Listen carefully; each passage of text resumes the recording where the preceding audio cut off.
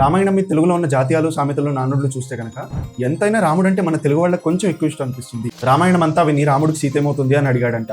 ఏదైనా విషయం చెప్పినప్పుడు అందులో మూలమైనది ప్రధానమైనది కూడా అర్థం చేసుకోకుండా దాని మీద తిరిగి ఎవరైనా ప్రశ్న వేశారంటే వారు అసలు ఏమీ వినలేదు, వాళ్ళకేమీ అర్థం కాలేదు అని. కాబట్టి ఎవరైనా అలా చేసినప్పుడు రామాయణం అంతా విని రాముడికి సీత ఏమవుతుంది అన్నట్లు ఉంది అంటారు. ప్రతి ఇంట్లోనూ జరిగే విషయాల గురించి మాట్లాడడానికి ఇంటింటి రామాయణం అంటారు. అన్ని తెలిసిన వాళ్ళ ముందుకెళ్ళి విజ్ఞాన ప్రదర్శనలు చేస్తే హనుమంతుని ముందు కుప్పిగంతులు వేయడం అంటారు. ఎవరైనా ఇంత చెప్పిన దానికి ఇంత చేసి చూసి రమ్మంటే కాల్చి వచ్చినట్లు అంటారు. రామాయణం చాలా పెద్దది, కానీ దాన్ని 3 ముక్కల్లో చెప్పాలి అంటే కేవలం ముఖ్యమైన భాగాలు మాత్రమే చెప్పాలి అంటే కట్టా కొట్టా తెచ్చా అంటారు. అంటే రాముడు వారధి కట్టాడు, రావణాసురుడిని కొట్టాడు అంటే చంపేశాడు, సీతాదేవిని తీసుకొచ్చేశాడు. అలానే ఏదైనా విషయాన్ని 3 ముక్కల్లో చెప్పడానికి కట్టా కొట్టా తెచ్చన్నట్లు చెప్తాను అంటారు. కష్టాలు అందరికీ ఉంటాయి, ఎవరి కష్టాలు వారివి అని చెప్పడానికి సీత కష్టాలు సీతవి, పీత కష్టాలు పీతవి అంటారు. ఎవరైనా ఏదైనా పని చెప్పినప్పుడు వాళ్ళకి ఆ పని వెంటనే తక్షణమే చేయాలి, జవ దాటకుండా చేయాలి అని చెప్పడానికి వాళ్ళది సుగ్రీవాజ్ఞ అంటారు. ఏదైనా సందర్భంలో ఆపద మన దాకా రాకూడదు, లేదా ఏదైనా గీత దాటకుండా ఉంటే మనం సురక్షితంగా ఉంటామని చెప్పడానికి లక్ష్మణ రేఖ అని వాడతాం.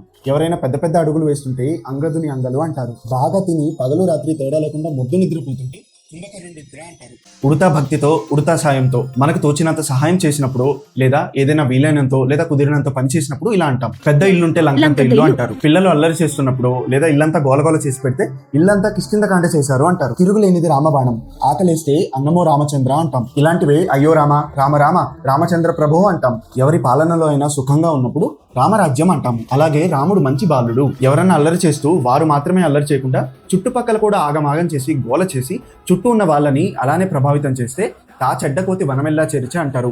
ఇక్కడ చెడ్డ అంటే చెడిపోయినట్లు కాదు, ఇది సుందరకాండ నేపథ్యం నుంచి తీసుకున్నారు. ఆంజనేయ స్వామికి తోక అంటిస్తారు కదా, అలానే బంధిస్తారు కూడా. కాబట్టి చెడ్డ అంటే ఇక్కడ బంధించినట్లు లేదా ఇబ్బంది పెట్టినట్లు అని అర్థం వస్తుంది. ఆంజనేయ స్వామి తోకకి నిప్పు పెట్టినప్పుడు వరం వల్ల ఆయనకైతే ఏం కాదు, కానీ తోకకి నిప్పు పెట్టారని చెప్పి చుట్టూ ఉన్న వనాన్ని లంకని మొత్తం కాల్చేస్తాడు. ఇంట్లో రామయ్య వీధిలో కృష్ణయ్య, ఇది నాకు తెలిసి సినిమాల ముందు వచ్చి ఆ తర్వాత జనాల్లోకి వెళ్ళిపోయింది. రామాయణంలో పిడకల వేట, అది పిడకలు కాదు పిటకలు. ఇది బౌద్ధ మతానికి సంబంధించిన త్రిపీటకాలను సూచిస్తుంది.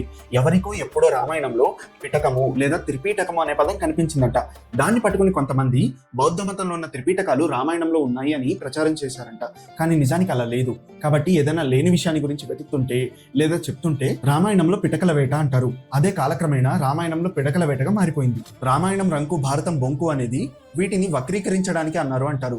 ఇది నిజమే అనిపిస్తున్నా ఇంకొంతమంది మాత్రం అది ఎలా చెప్తే మనకెందుకు, దానిలో మనం మంచి మాత్రమే తీసుకోవాలి అని ఇలా వివరిస్తారనమాట. రంకు అంటే నియమాలను అతిక్రమించిన కామపరమైన ప్రవర్తన.